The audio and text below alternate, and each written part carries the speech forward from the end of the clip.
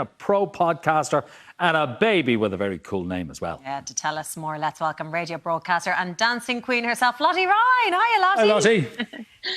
Hey guys, thanks for having me on. No worries at all. It's good to talk to you. We were just asking Owen there, did he have any dating disasters? He's been quite coy. What about you? I know you're happily married, obviously, but have you had any dating disasters in the past? Dating disasters. I'm going to be honest with you, Karen. I've been with Fabio for 18 years now. Wow. So it's been a while since I've been in the dating world. So I think I was like 18 when I met him. So everything I think before you're 18 would be considered a dating disaster, would it not? I suppose That's very so. true. Wow, long before Tinder and apps and everything, you were really old school. I like that. Yeah. Oh, listen, yeah. No, you're not going to start telling us you met him under Cleary's clock or something like that. No. No. Much cooler than that. I met him in Zanzibar in town. Oh, I remember it well. Okay. I remember it well. We shimmied up to each other on the dance floor. You know, she looks as if she's shimmying out of camera shot now. Same with us. Anyway, Zanzibar is not too far from Cleary's clock. It's not actually. It is around the corner. Anyway, there were no disasters for you, by the way, when it came to your title win on Dancing with the Stars. And you were back on the floor for your victory dance just a couple of weeks ago. What was it like taking to the floor again? Terrifying. It was really, really difficult. I'm not going to lie. There wasn't a huge amount of notice to prepare. And I've obviously recently given birth. So I was, praying that I wasn't going to pee all over the audience every time you picked me up. Yeah, nothing like a Dora the Explorer routine to really test that pelvic floor. Yeah, just see the audience. The air conditioning is leaking. Oh my God, fair play to you. Yeah. Such a... Listen, I knew that it was going to be one of those moments that I just would cherish, because my time on the show finished really abruptly because the pandemic began the week that I won. So, I just had to grab it with both hands, Yeah, and you probably didn't expect to be back again in the ballroom on hosting duties like we saw last Sunday. How did that all happen? I mean, did you get much notice in terms of stepping into Jennifer's shoes? No, not at all. I got a phone call late on Friday night. So I had 24 hours to prepare. And listen, it was an absolute dream come true. I can't tell you how many times I've hosted that show in my head. So, I felt like I knew what I was doing. And, I've worked with Nikki before on 2FM, so we've a great rapport together. And like I've said a million times, I am a genuine super fan of this show. So to be able to step in and do something like that, also for Jen, who is a genuinely very close friend of mine, it was such a privilege. And I just had an absolute ball. It was amazing. Well, Lottie, we're very used to hearing you on the radio. We can now hear you on a podcast as well, which you're hosting twice weekly with Brian Dowling and Lyra. Now, we have had both of those on the 6 o'clock show sofas. They like to chat. So do you manage to get a word in with the two of them there? Yeah, I was wondering where you're going with that, Martin. They both definitely like to chat, which is exactly why I asked the two of them to be my Monday panelists. So we've 2 episodes of the podcast that go out weekly on Mondays and Thursdays. And I asked Brian and Lyra, would they like to come on a Monday and talk about the Sunday night's performances with me. And they're both two, I don't think they'll mind me saying, divas.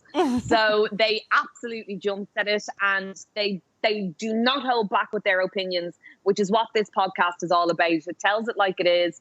We're not playing nice. We're really talking about the things that we think the people at home want to talk about. And it's just a lot of fun. OK, well, we like the fact that it's open, honest, and a little bit of criticism in there as well. We've become used to you as well breaking some big stories when it comes to Hollywood gossip and gossip from other parts of the world as well. But in the blur of celebrity shenanigans, is there a story that kind of has stood out for you? Gosh, I suppose the biggest story would be the passing of Michael Jackson, just because it was such a mammoth story when it broke. And it was one of those stories where it was changing as the day progressed. So it was very fast-paced story, and we all know there was a lot of extracurricular stuff going on around his passing. So that was a big story. That was a hard one to undertake, and I think I was in shock as well as the listeners that Michael had passed away. So that would stick out in my head as probably the biggest story. Yeah, I think it sticks in everyone's head. It was such an incredible day. We couldn't believe what we were actually seeing coming out of LA. Let's talk about you, because when you were a showbiz reporter, do you find it weird when you become the centre of the story? Like, say, when you gave birth to little baby Wolf, or when you returned to work, because, you know, there was public commentary and people were weighing in. So how did you find that?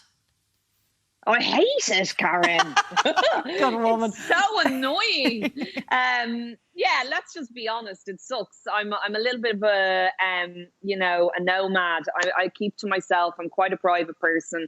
I love my job, but I hate when I become the job. But listen, that's just part and parcel of the business. I've been dealing with it my entire life. It's not the end of the world. And it is what it is. I don't really know any better, I suppose. People have been fascinated by my family for a long, long time. And I think I'm just used to it. Yeah, you need a tough skin for sure. Do you lean on other women in the industry? Like, do you have pals, work pals that you can kind of turn to and go, oh, yeah. Yeah.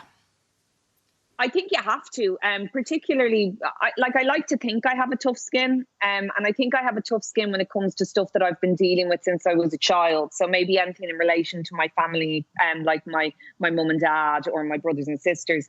But when it comes to my own family, my husband and my son, I'd be lying if I said things don't hurt me. I'm learning how to deal with that. And when I had Wolf and went back to work, I kind of, for the first time, I received a lot of criticism online for going back to work. And, I was very upset by it.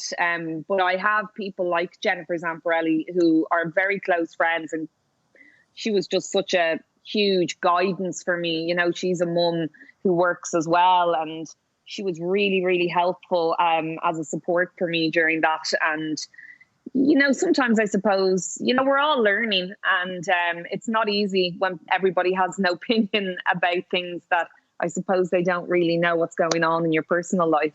Yeah, it is a tough one. I mean, you made a documentary about it. I know. Mammy guilt. I know. It is really tough. It's really tough saying, I love my kid, but I also love my job. Does it mean that I love my kid less because I love working? You need to be you again as well. Were you glad to get back to the you?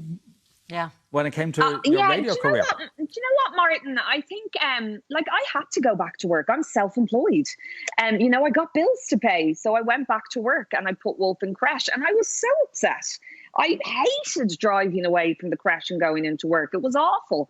But then, within a couple of weeks, I don't know if you found this, Karen, but I definitely started to go, oh, I feel like myself a little bit more, and I'm doing something that makes me feel like me, and I'm getting to talk to adults for a couple of hours during the day, which is very healthy. So I started to feel like I was a better mum at the end of the day when I was doing stuff that made me feel like me, because it's so easy in those last few months of pregnancy and those first few months of a baby's life to just become completely, enthralled with your child and forget about yourself. And it's important, I think, that you try to remember yourself as well. Okay. Lottie, you are preaching to the choir here. Amen. Absolutely. You have to find your inner glow if you want to shine bright. There you go. Exactly. Absolutely. And if people want to hear you and your pals, Lyra and Brian Dowling, your podcast lands every Mondays and Thursdays, the Dancing with the Stars podcast. Find it wherever you find your podcast. Great to talk to you, Lottie. Great to see you, Lottie. Thank you so much, guys. Thank you. Look after yourself. Up next this evening, no filter and no fella. No. I know. Maybe someday. We're going to find out if love is on the horizon for reality's TV's loudest star. Yeah, celebs go dating's Nikita Jasmine. She's going to be checking in for a chin wag. I can't wait. We'll see you back here very soon.